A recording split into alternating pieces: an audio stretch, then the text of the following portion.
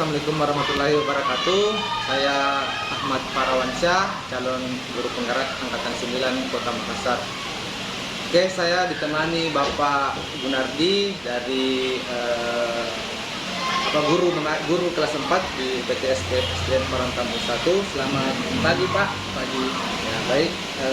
Bagaimana kabarnya hari ini? Alhamdulillah baik. Baik. Jadi percakapan kita kali ini saya akan menjelaskan bahwa saya akan melakukan supervisi akademik. Tujuan dilakukan supervisi ini adalah untuk mengetahui dan juga mengevaluasi jalannya proses pembelajaran yang Bapak lakukan. Dan kenapa kita melakukan percakapan pra-observasi ini sebagai persiapan awal melakukan pembelajaran agar Bapak lebih siap, gitu ya Pak. Kemudian ada beberapa pertanyaan yang saya akan berikan. Pertama, kira-kira apa tujuan pembelajaran yang ingin dicapai Pak? Pada pertemuan kali ini anak-anak saya akan mengajarkan penggolongan alat musik berdasarkan fungsinya. Jadi anak-anak diharapkan bisa menjelaskan alat musik melodis, alat musik harmonis, dan alat musik ritmis berdasarkan fungsinya. Kemudian bisa mengidentifikasi atau menjelaskan yang termasuk alat musik melodis itu yang mana, alat musik harmonis dan alat musik ritmis. Kemudian siswa bisa membedakan fungsi-fungsinya antara alat musik tersebut dan menyebutkan contoh-contohnya. Oke, jadi yang akan dicapai di pembelajaran adalah bagaimana peserta didik ini bisa mengetahui alat musik berdasarkan fungsinya ya Pak. Jadi selanjutnya kira-kira area pengembangan yang akan dicapai kira-kira apa?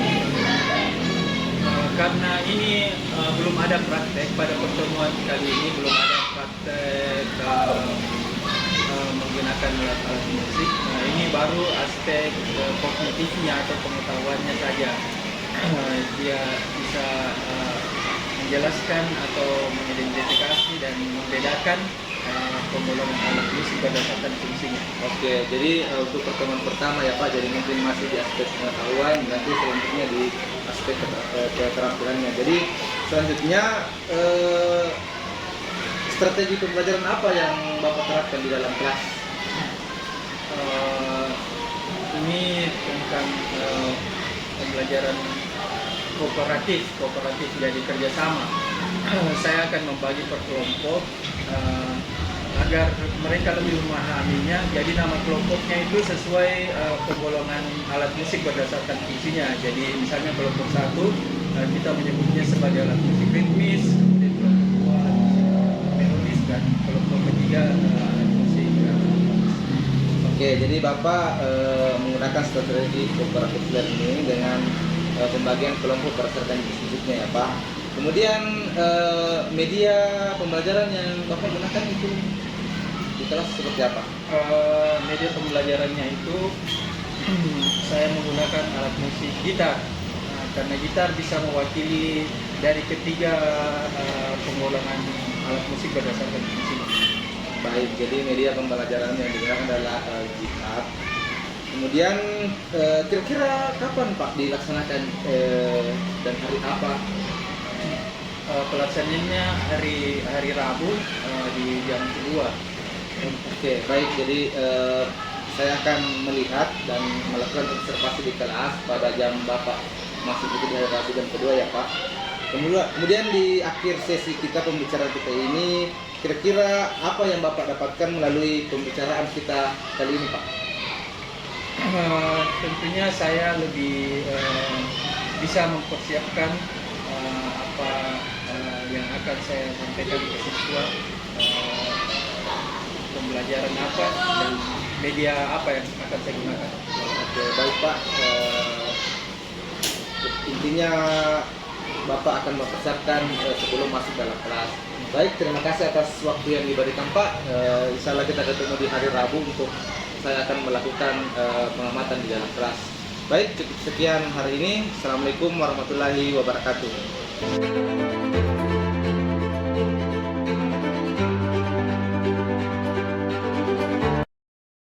Assalamualaikum warahmatullahi wabarakatuh.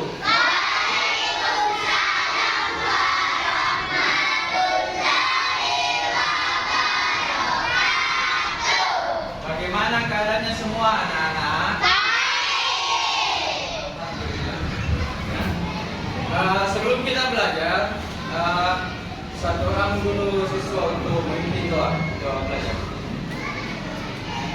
Sama biasa. Dulu. Berdoa dulu.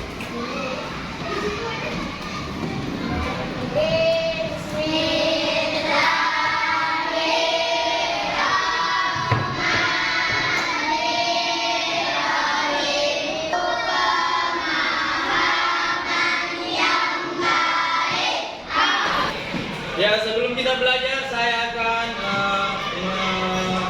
mengecek daftar hadir presensi siswa. Ya, dengarkan namanya baik-baik. Nurul Ardina, Aisyah Siregar, Siti Fatimah, Naufal. Hari ini kita akan belajar tentang penggolongan alat musik berdasarkan fungsinya. Pada minggu lalu kita penggolongan alat musik berdasarkan cara memainkannya.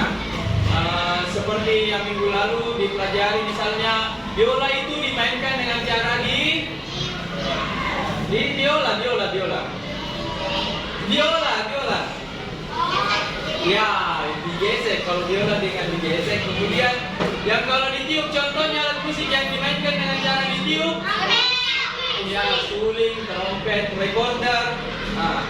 Kemudian alat musik yang dimainkan dengan dipukul, contohnya ya, gendang, drum, ya, gitu ya.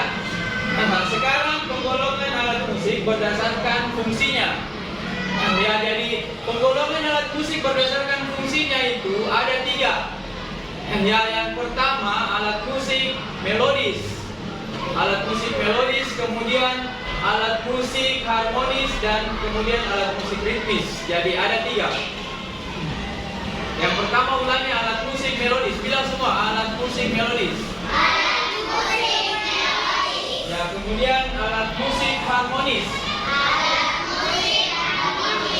Alat musik ritmis. Ya, dengan penjelasannya, alat musik yang melodis itu pertama, alat musik melodis. Ini digunakan sebagai melodi lagu. Ya, jadi misalnya ibu kita akan ini do, re, mi, fa, sol, mi, do. Itu alat-alat musik yang memainkannya itu jadi hanya satu-satu nada. Jadi misalnya pianika, ini contoh alat musik melodis. Do, re, mi, fa, sol, mi, do. Itu ibu kita kan ini. Itu contohnya alat musik melodis. Jadi alat musik melodis adalah alat musik yang membuat melodi sebuah lagu. Jadi dia tidak bisa berdiri sendiri. Dia tidak bisa dimainkan secara bersamaan. Jadi melodinya, bunyinya hanya satu-satu. Itu kalau alat musik melodis. Contohnya kayak pianika, recorder, biola, termasuk itu alat musik melodis. Jadi tidak bisa dibunyikan secara bersamaan 2 atau 3 nada sekaligus. 3 nada, yang namanya chord. Kemudian yang kedua alat musik harmonis. Jadi alat musik harmonis ini dia sebagai pengiring lagu.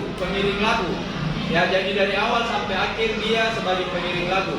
Alat musik harmonis ini bisa memainkan 3 atau 4 nada sekaligus.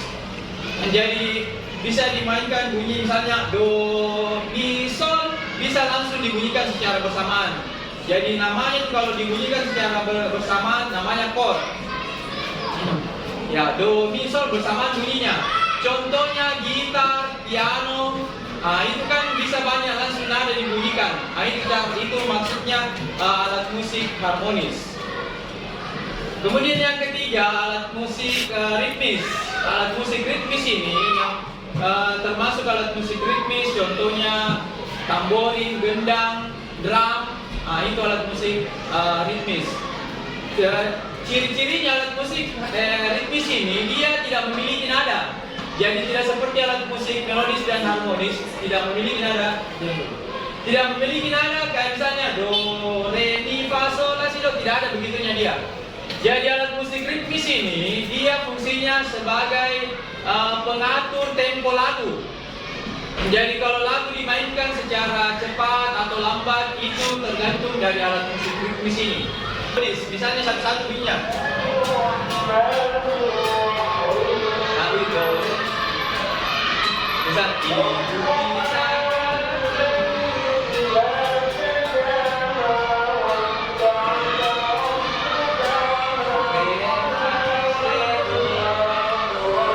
ya begitu, itu namanya alat musik melodis.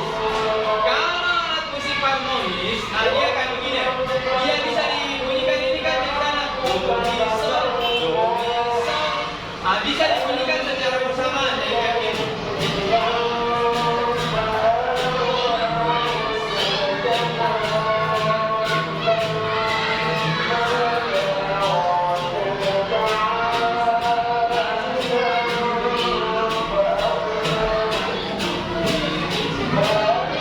Nah, itu namanya alat musik apa?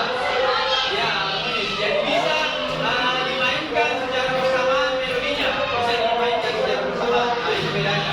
Kalau melodis tadi itu hanya satu-satu dibunyikan. Kalau harmonis bisa bersamaan. Nah, kemudian yang alat musik ritmisnya, alat musik ritmis kayak gendang. Jadi dia kayak misalnya pengatur tempo misalnya, pengatur tempo. Jadi ya, tak begitu misalnya. Nah, tidak ada nadanya do, re, mi, fa, sol, la, si, do, tapi dia pengatur tempo. Jadi kalau misalnya tanah air, kalau dipukul cepat, berarti cepat juga cara menyanyinya. Tanah air tidak melupakan.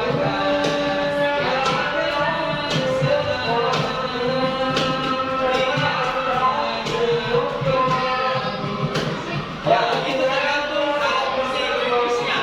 Nah, itu dah bedanya tuh. Kelompok harmonis. Ya, jadi dibagi 3 kelompok saja supaya mewakili penggolongan alat musik berdasarkan fungsinya.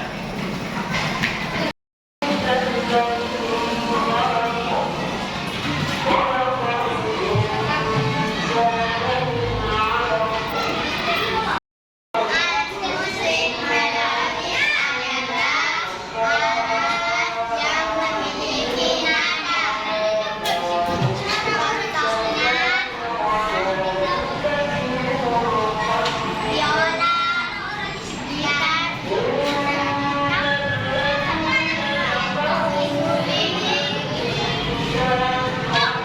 Setelah kita mempelajari tadi, apa yang kalian bisa ambil? Apa yang kalian tahu? Bahwa alat musik berdasarkan fungsinya, yang pertama adalah alat musik apa? melodi. Ya, melodis, alat musik melodis sebagai melodi sebuah lagu. Kemudian apa lagi? Alat musik apa lagi?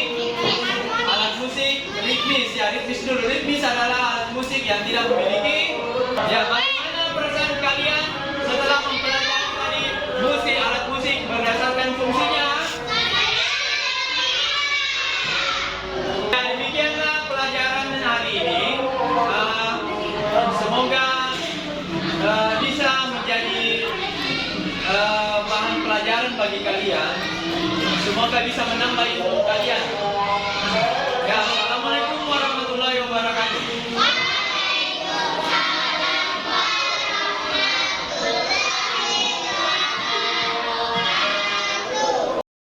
Baik, kali ini kita akan melakukan tahapan pasca observasi, di mana saya akan mewawancarai dari hasil proses berjalannya supervisi akademik yang dilaksanakan dalam kelas. Tentunya ada beberapa hal yang saya akan tanyakan, Pak. Pertama, bagaimana perasaan Bapak terkait proses jalannya observasi kelas yang sudah berlangsung? Ini karena mungkin kurang terbiasa, jadi agak tegang kalau ada tamu lah. Oh iya. Tapi ya alhamdulillah berjalan dengan baik. Alhamdulillah ya, jadi berjalan dengan baik. Kemudian yang kedua, tahapan-tahapan pembelajaran yang dilakukan dalam kelas, kira-kira pengembangan apa yang dilakukan?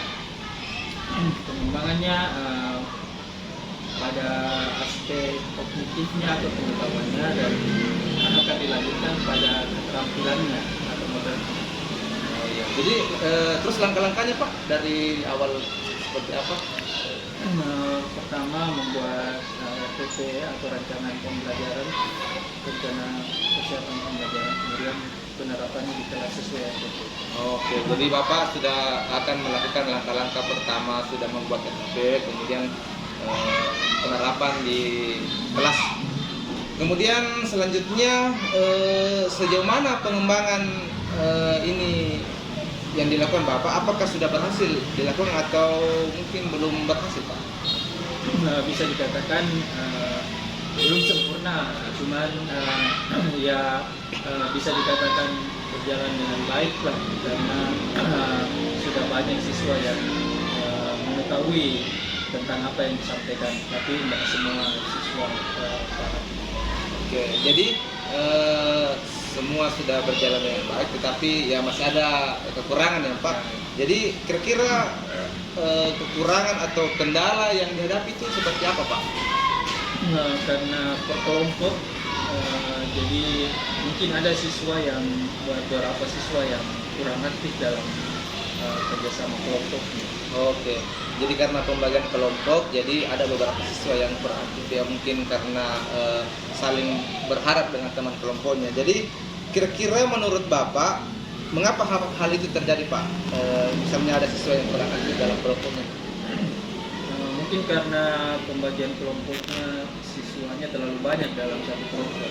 Oh, jadi pembagian kelompoknya terlalu banyak ya dalam satu kelompok. Kira-kira strategi apa yang diterapkan dalam pembagian kelompok nantinya Pak? Bisa anggota kelompoknya bisa dikurangi atau jadi lebih sedikit supaya lebih aktif. Kemudian bisa juga nanti siswa dikelompokkan sesuai dengan gaya belajarnya. Jadi ada siswa yang misalnya tipe auditori dikasih masukan pada kelompok yang memiliki karakteristik auditori, kemudian visual kelompok siswa yang bersamaan dengan tipe visual, dan tipe kinestetik akan dikelompokkan dengan tipe kinestetik. Ya, jadi Bapak rencana kedepannya Bapak akan melaksanakan atau membagi kelompok dengan kelompok-kelompok kecil yang tidak terlalu banyak dengan pembagian sesuai dengan kebutuhan belajarnya Pak ya. Seperti misalnya pembagian kelompok yang berdasarkan anak-anak yang suka auditori, kemudian anak-anak dengan visual dan kinestetiknya. Oke, mudah-mudahan rencana Bapak bisa terrealisasi sehingga ada perubahan yang akan diberikan di dalam kelas. Kemudian kira-kira kapan rencana Bapak yang akan dimulai Pak? Dimulai di awal pembelajaran semester. Oke, jadi pembelajaran dimulai rencana Bapak ini untuk membagi kelompok tersebut itu di awal pembelajarannya atau awal semester, karena kan ini sudah masuk di akhir semester ya Pak. Baik, terima kasih Pak atas waktunya setelah berlangsung kegiatan-kegiatan observasi atau supervisi akademik. Semoga rencana juga Bapak bisa berjalan dan bisa terlaksana dengan baik.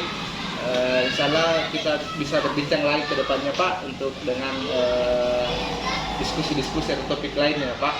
Terima kasih atas waktunya. Terima kasih. Assalamualaikum warahmatullahi wabarakatuh.